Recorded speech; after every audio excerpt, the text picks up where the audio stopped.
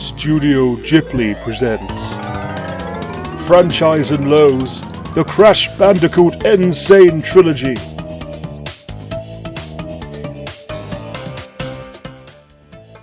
Hello, welcome to Franchise and Lows, the Crash Bandicoot N.Sane Trilogy, and more.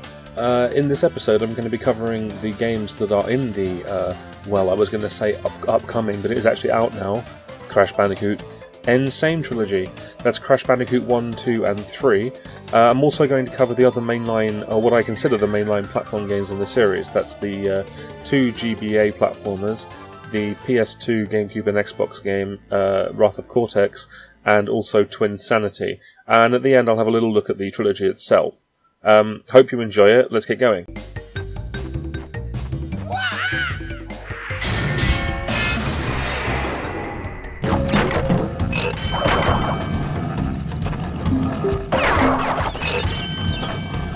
Crash Bandicoot for the PlayStation 1 is a linear platformer in 3D, but with side-scrolling sections. You play as the titular Crash Bandicoot, one of the stupidest characters in the world. He just looks so goofy, and honestly, he's just a big head, like with trousers, which is great. You know, I'm really into that sort of thing. Big heads with trousers, yeah.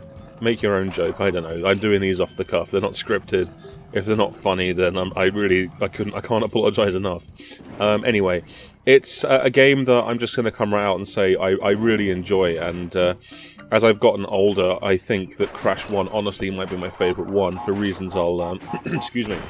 See, normally I'd edit that out, but not in Franchise and Lows, for reasons I'll go into a little later, but really, it's a game that was very much created because I guess Sony needed or wanted a mascot platformer, and this is very much one, although I think there's a real, especially in the sequels, but even in the first one, I think there's a real level of polish to it, and I think it has a pretty good atmosphere that isn't just a sort of wacky, whoa, crazy, you know.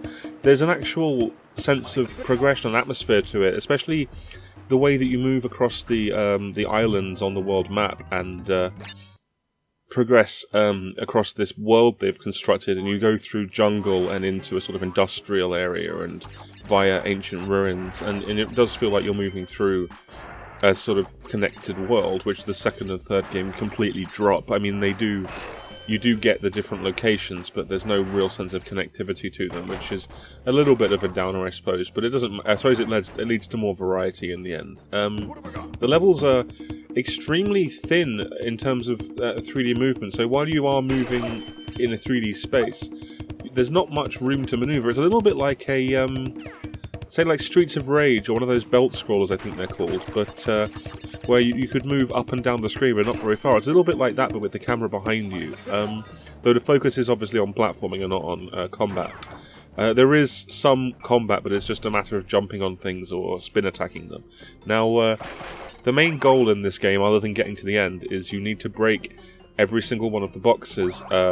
Now, interestingly enough, in Crash 1, unlike the other two, you have to break all the boxes, but you also have to not die. If you die at any point, you will fail, and you will not get the gem that they offer you for clearing all the boxes, which is friggin' harsh, and it makes the game genuinely very difficult, I think. It's the hardest one, probably, to 100%. It's either this or 3 is the hardest, but 3 it's mostly down to the time trials. I would say that in terms of pure platforming, this is definitely the hardest game in the series. Even just to straight up clear the game, it's the hardest one.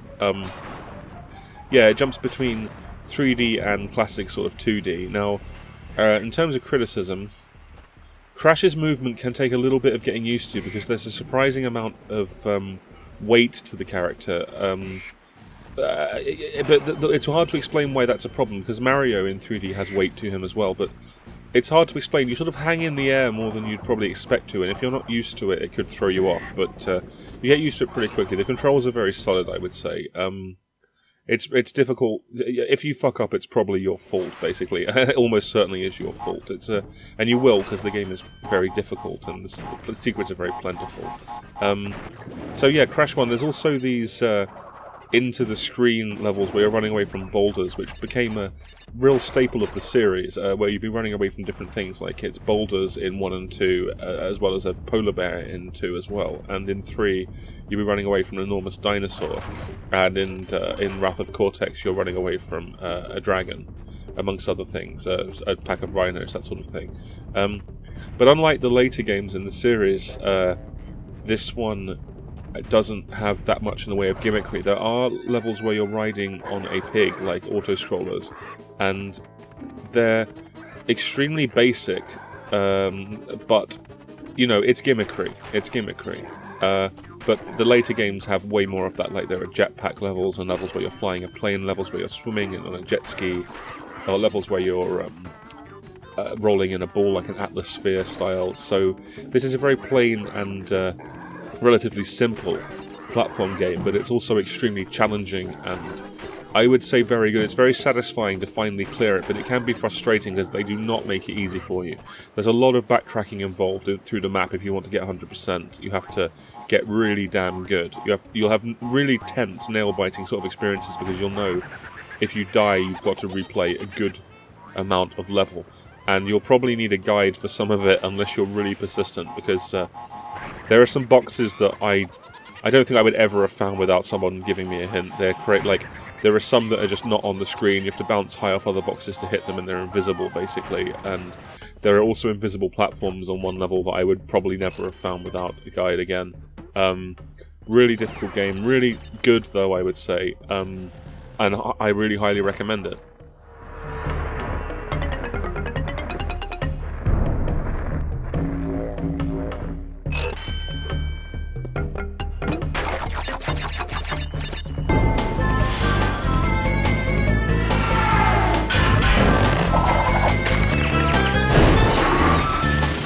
Crash Bandicoot 2. Cortex Strikes Back.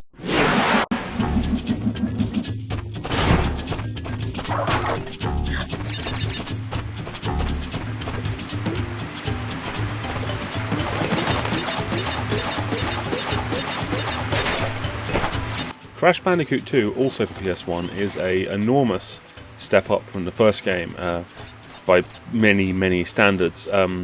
It's much better looking. The Crash controls a lot smoother. He's got new moves such as a belly flop and a slide, which really speed things up. The whole game has been made a little bit more user-friendly. Like, to get a perfect gem, you just have to break all the boxes. It's fine if you die, you just have to find and break all the boxes. There's a lot more variety to the level themes. The level design is a lot stronger. It's less difficult, but still challenging and fun. It gets rid of a lot of the nonsense, like you can actually save the game properly now. In the first game you had to collect 3 character heads before you could save, and then you had to clear a bonus room, and if you didn't, that's too bad, you can't save. And not every level had a bonus room, so yeah, it was a little bit awkward. You could also save if you got a perfect, but that's impossible on the first go through most levels, because you have to break all the boxes and use the gem paths, which means when you get certain gems in the game, they create paths in earlier levels that you can then ride and use to access more boxes and stages you've already completed. Anyway, yes, there's a lot more of a sort of narrative thread going through the game, although it's complete bollocks, and it's really obvious what's going on at all times. The variety, as I've said, is a lot greater in terms of gameplay styles. There are levels where you ride on a jet ski that aren't as bad as that sounds. There are levels where you're running away from a giant bear. There are levels where you're riding a smaller bear. There are levels where you have a jetpack. Futuristic levels with lots of really creative obstacles, like these sort of laser beams that shrink you to nothing. Lots of really comedic death animations in general, actually, and the secrets on this one are really obtuse and well hidden, which works for me, but some people might not be fans of. I can't express just how much better looking this is than the first game. You just have to look at it to see how great of an improvement it is. It's a great sequel, and there's an argument that it's the best one, because I have problems with 3 that obviously I'll get into shortly. This game also introduces the horrible Nitro boxes, which are the same as the game's TNT boxes, except the Nitro boxes will kill you if you touch them, unless you have a mask which gives you an extra hit, but they're really volatile and difficult to deal with. I genuinely can't remember which is the game where the nitro boxes kill you whether or not you've got a mask. I think it might be Wrath of Cortex, but I'm not sure. I'm trying to think if there's anything else worth saying about this game. It's very good and you should play it. That's about it.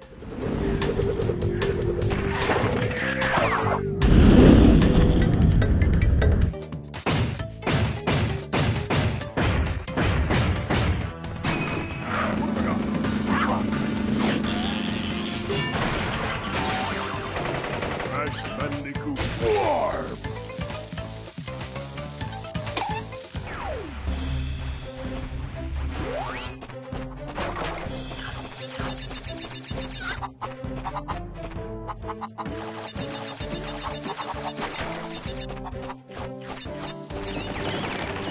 Crash Bandicoot 3 Warped on, surprisingly enough, the PS1. Third game in the series. It has this sort of time travel theme where each stage you go to is based on a different time period and related location. A lot of quality of life improvements to this one. This may seem minor, but there are these boxes in the first two games where when you jump on them, they give you 1 fruit per jump, and there's 10 fruit in them. A lot like the coin blocks in Mario that give you more than 1 coin. But in this one, they give you 2 fruit per jump, and you can empty them in 5, which just saves a lot of time. There are new box types as well, but they're not really worth going into. The major difference here is the game has been designed around time trials, so once you've beaten a stage, you can do its time trial to try and earn a silver, gold, or platinum relic. The platinum one's a secret until you've got the gold ones, I believe. No, you can get them before you get the gold ones, but they don't show you the time that you need to beat to get them. So, in a way, that can lead to levels that feel streamlined, which isn't bad, but when you kind of want a platforming experience that's more based around sort of precision, you're not really getting that because they're made to run through, like, say, Donkey Kong Country levels, which is fine, but it's not really what I want from this series. And to that matter, Crash 3 has a big problem with sort of schizophrenic identity because there are lots of vehicle stages where you're flying in planes or riding jet bikes or, worst of all, driving motorcycles. Truly awful motorcycle levels. Just really frustratingly difficult, bad controls, ugly looking motorcycle levels. And the game looks great. It's one of the best looking PS1 games. I mean, Naughty Dog, if nothing else, and there is much else, it's not that there is nothing else, but if nothing else, they know how to make really great looking games that make good use of the hardware.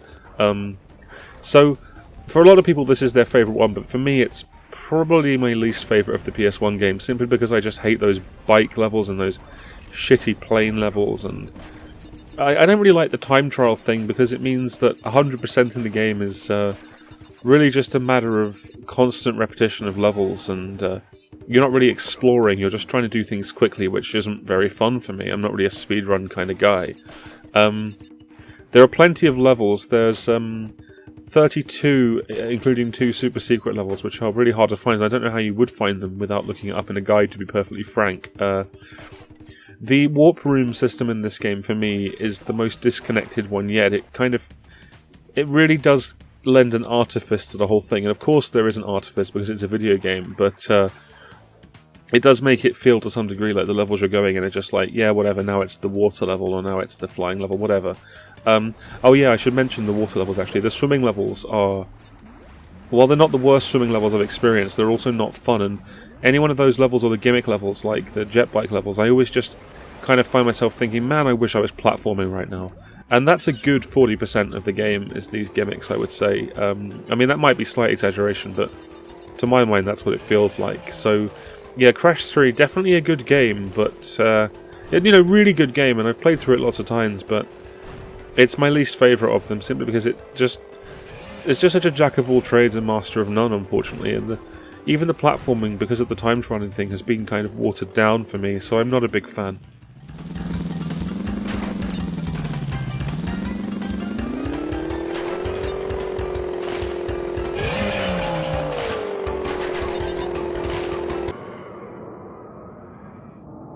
Crash Bandicoot, the Wrath of Cortex.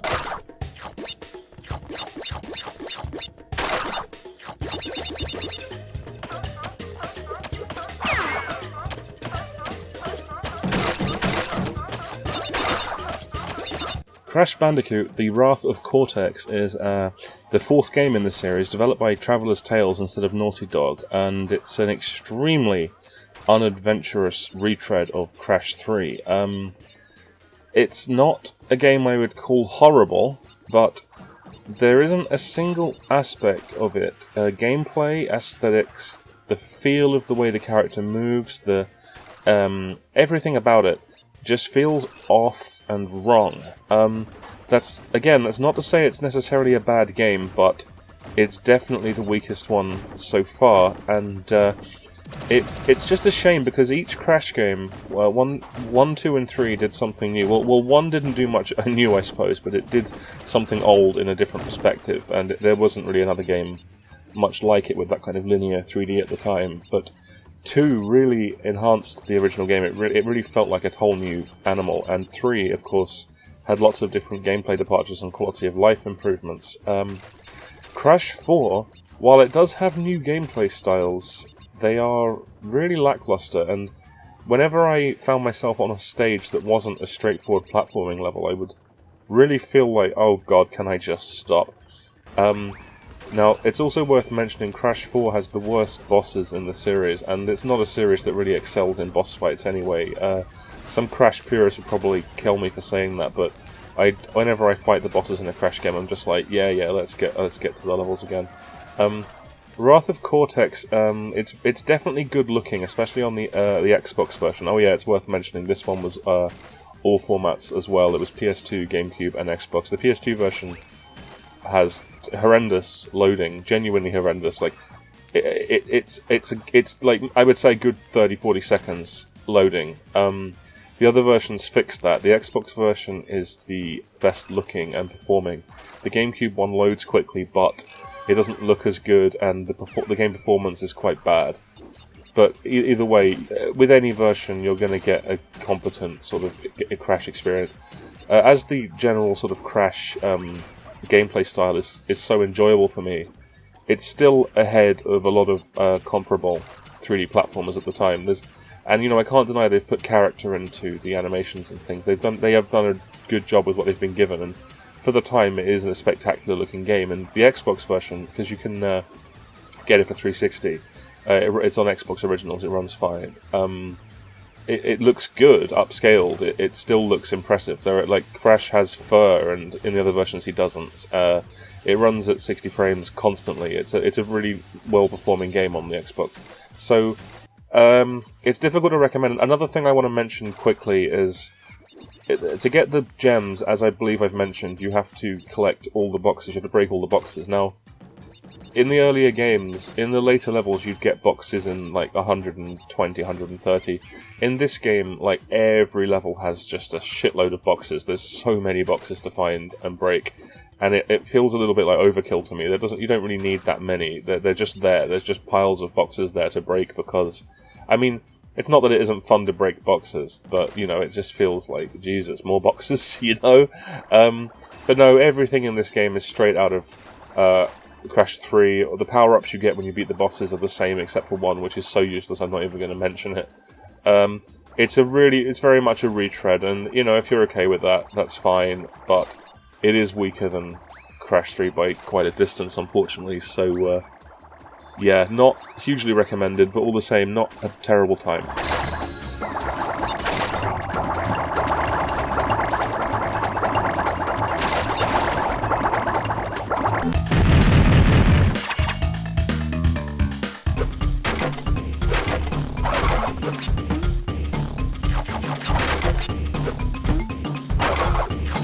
Crash Bandicoot, the huge adventure, released in Europe as Crash Bandicoot XS for some reason, God knows why.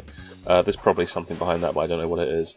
Anyway, it's a Game Boy Advance game that really genuinely successfully transplants the Crash Bandicoot gameplay onto the sort of handheld format. Now, obviously, the majority of the stages are now straight-up side-scrollers, although the game was never that far off of that in the first place, so it's, no big deal.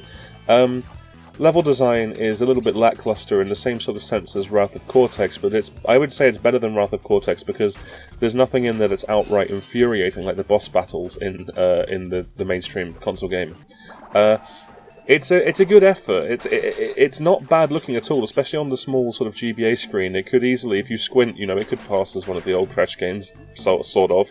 The use of pre-rendered sprites is pretty well done. Again, it takes a lot of cues from the older games. There's very little in terms of new content or new locations. There's a little bit more of that in the sequel, Crash N-Tranced, which I'll talk about shortly. There are some into the screen or out of the screen stages where you're running away from a incredibly impressive looking sort of giant polar bear monster, which to me is still one of the smoothest and best looking things on the GBA, period. It's not a hard game, it's pretty short and easy, although there's a lot of replay value in the time trials, which they've brought over from Crash 3, really. Though for some reason in this game, I feel as though they didn't compromise the level design quite so much. It feels a lot less like a halfway house, and it feels a lot more like the levels are still fun to play, possibly because of the fact that because it's on handheld, you expect things to be at least a little bit sort of sparser and more straightforward, and there's nothing wrong with that on a handheld game. So yeah, The Huge Adventure is a pretty good game, I would say, and not one of the best GBA games, but certainly better than most of the licensed stuff that you got on that system, because that was a real home for some shite, I can assure you. There are some terrible Crash games on the GBA. Crash Bandicoot Purple, I think it's called, which I'm not covering in this video because it's not really a platformer. And like I've said, I don't want to cover all the spin-offs because I'd be here all friggin' week, and I never want to play Crash Boom Bang again because it's the worst game ever, probably. So yeah, Huge Adventure or Crash Bandicoot XS. It's a pretty good time if you like Crash, which I do, so yeah.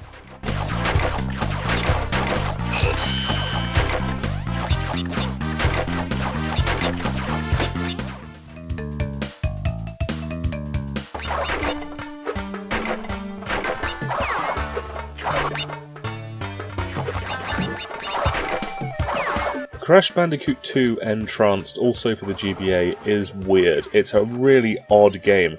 The gameplay is much the same as the Huge Adventure, but the level design is very odd and out of place and doesn't feel that Crash Bandicoot-y, if that's a weird thing to say. There's not a lot of flow to it. It's a little bit stop-start, and there are some very odd sort of gimmicks that have been added. The powers that you get are at least different, but they're similarly useless. Like, you have a really long slide that you never use, and a super high jump also that you rarely use because you get no sort of horizontal movement on it. It's a very odd, weird feeling game, and it feels as though they tried to do something different, but it didn't really shake out that well. Also, graphically, I think the environments look a lot weirder and worse, and I think a reason for that is the original game I'm not 100% sure of this because I don't know exactly in which territory the new Game Boy hardware came out, but the original game, I think, could be a little bit dark when you play it on a standard Game Boy, so in this one, they've really turned up the brightness of everything. Everything's really saturated, and as a result, it looks, when it's not played on one of those old machines, it kind of looks bad and weird and fluorescent, like there's this Arabia-style level where everything's kind of purple, and I mean, you'd expect it to be sort of more purple as a sort of nighttime thing, but it's super bright. It doesn't look like you're in the dark at all, so it's just a very odd experience. There's a world map, which is like in the original Crash Bandicoot, which is really weird that they thought they'd suddenly bring that back. There are these absolutely beautiful wakeboarding stages that don't, unfortunately, seem to have any sort of semblance of gameplay at all. They're just kind of there. And they're frustrating, and it feels like everything they did was a little bit of a misfire with this one. It's not a terrible game, but it brings in these sort of gameplay styles from Wrath of Cortex, like the Atmosphere stages where you're rolling a ball around, and it just feels slow and clunky, and it's really difficult to recommend, though, again, not a horrible game. If someone gave it to you, you'd probably get some fun out of it. It's just really sort of schizophrenic and doesn't seem to know what it wants to be, so I can't recommend it with any real confidence.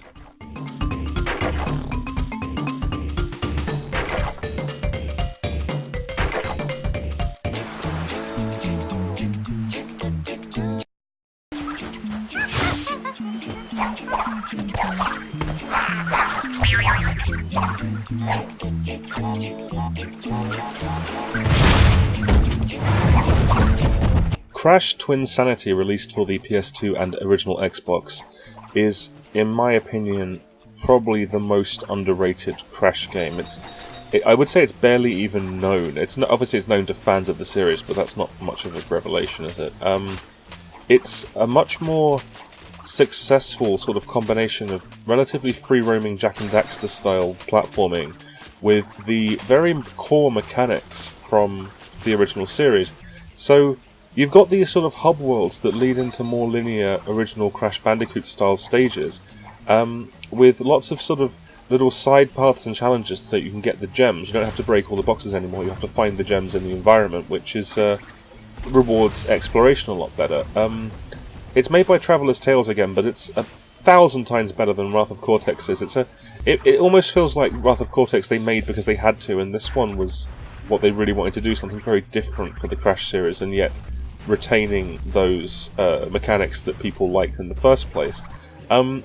The basic idea of this one is that Crash has to sort of team up with his arch enemy, Neo Cortex, which is a really cool name, honestly, Neo Cortex, what a great name. But that means that you get these areas where you're sort of throwing Cortex around so he can activate switches for you, and it sounds like gimmicky, and I suppose to some degree it is, but it's so easy to do and it's implemented so well that it never really feels that way for me. And I really enjoy exploring the relatively complicated platforming challenges. There's a lot of platforming in this one, which is what, ironically enough, a lot of 3D platformers seem to miss out on, because they're more composed sort of collection and exploration, which there's plenty of here as well, but they remember to put some pits in, so you have to jump over those. It's a really fun game. The humour is good, like genuinely funny to me, and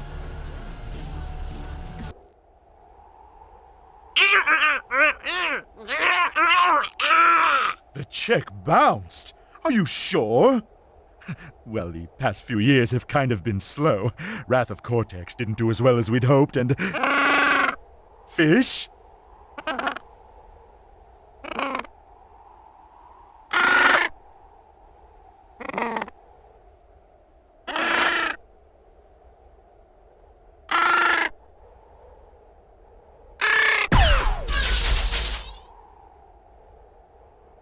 No video games make me laugh. This one does. Cortex I find hilarious in this game. He really does tickle me. The boss battles are like the only good ones in the Crash series ever, although they're still not great. They're just okay, which makes them the best in the series by far. There's some really lovely graphics for PS2 and Xbox. There's some really impressive looking stuff. I have it on the Xbox 360 because you can use an original Xbox disc on it. It's got backwards compatibility. There's a couple of hiccups, like maybe 1 in 5 times the game doesn't boot for me, but then if I just reset it works fine, and with no sort of glitches at all that I can notice. Worth mentioning, the entire soundtrack in the game is done by some a cappella group, so all of it is completely just done with people's voices, which I found quite endearing, but might annoy the piss out of you if you hate that sort of thing. They brought that approach to the next game in the series, which was called Crash Tag Team Racing. I'm not covering that because it's not a platformer once again, and this is about the original sort of platforming series, which I consider this part of. Twinsanity, it's definitely worth mentioning, is not finished. There's no way this game is finished. It's well known that there's a lot that they had to cut out. Like I think there's a whole other island in the game they had to remove, and as you unlock concept art playing the game, you'll see a lot of things in the concept art that just aren't in the game at all, and you'll be like, what the hell is this? Like, what was missing here? It does retain some of the smaller sort of gameplay changes, but largely it's all platforming. There are some levels where you're rolling in a ball which take the form of you grappling with Cortex over a crystal. But they're not nearly as bad as the ones in Wrath of Cortex or N-Tranced, because the level design is simply superior, the control is simply superior, and it never makes you barrel down like a hill with no barriers that you can just easily plummet over, unless it does that right towards the end of the game. I don't know, I've not quite finished it yet, but I've got very far and I've rarely had cause to complain.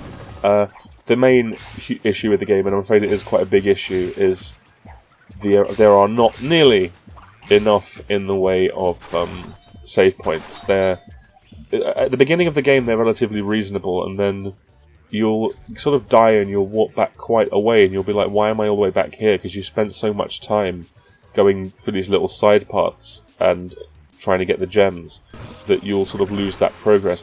And I can't recall whether or not you keep the gems if you die. I feel as though you don't, which is a bit of a bastard, but I guess the idea is to not die. So yeah, it's the first Crash game that you can adjust the camera in, which is astonishing, really, because you need to explore this 3D world, mess around with all its weird gimmicks. And there was something else I was going to mention. Yes, the game being unfinished means that there are areas that feel awkward and slightly glitchy, and the whole thing with there not being enough saves feels like a little bit more testing would have redeemed that. There's one particular section, about an hour and a half into the game, where you go through an ice level, and then you go through a sort of ice tower, and then a boss section, and then a second boss section. And the whole thing takes about, I would say, 30-40 minutes, assuming you don't die all the time. And there are no save points throughout the whole thing. You have to complete that entire sort of gauntlet without losing all your lives. If you die, you'll get to checkpoints, but you will, if you switch the console off, you'll have to start from the beginning again. And back in the day, even, I found that to be a little bit egregious, because nowadays we expect games to be a lot friendlier, and there's nothing wrong with that, but even back then that was a little bit like, no. Like, I remember very vividly switching off the console and coming back the next day and having lost all of the progress through the ice area and just being like, shit. So no, Twinsanity, it's definitely a good time if you like this sort of game. It's a little bit weird, there are problems there which I've mentioned, but overall I think it deserves a bit better than it got.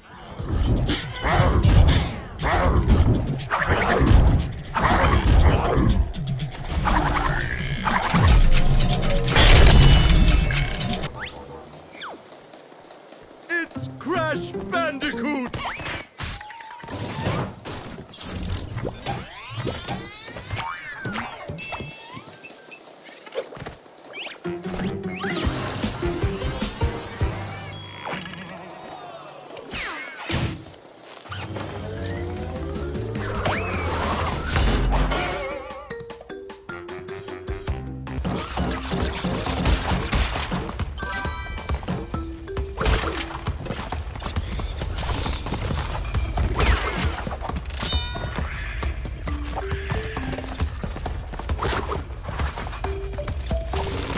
The Crash Bandicoot N.Sane Trilogy, one of the worst names ever for anything, is, well, it's a remake of Crash 1, 2 and 3, which I talked about at the beginning of this episode, as you may remember. And it's been long awaited by fans of Crash Bandicoot for a long time since its release, I think 2 years, and at the time of its announcement I was a little bit disappointed, because I was like, well, that's cool, but I mean, the reason I like this and I want more is because I've played these games and I don't really feel the need to play them again. Although, I mean, obviously I will play them again, but it would have been nice to get something new, and I still feel that way to some degree, but having now played the collection, as it dropped in my letterbox just yesterday, in fact, they really nailed it. They did a really good job. Like, the kinks have all been more or less ironed out of Crash 1. The save system is fixed. The clear gems, you don't have to get them in one life anymore. The coloured gems you still do, but that's fine. That's a challenge, and it is a damn challenge. The control feels a lot smoother. That you can use the analog stick now, and everything feels easier to do. Because it's 3 games in one, there's an absolute ton of content there. Some of the reviews are saying there isn't, but they're all ludicrous and ridiculous clowns, so ignore them. I ignore all reviewers forever, including me. It's just a really great package that really bursts with love for the source material. The improvements are just universally a superior experience. So the best praise I can give it really is, I can't imagine why I would play the original non-N.Sane Trilogy versions again, because they're just improvements all round improvements. So great job.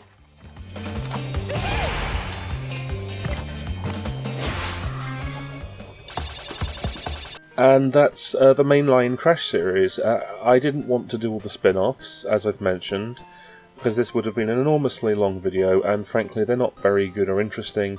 But I will mention briefly Crash Team Racing, which is a great little kart game. There was also stuff like Crash of the Titans and Crash Mind Over Mutant, which is debatable whether or not I'd consider it the mainline, because I do consider it to be kind of a reboot series, so I didn't want to cover those either. They're not so hot. They're not terrible though.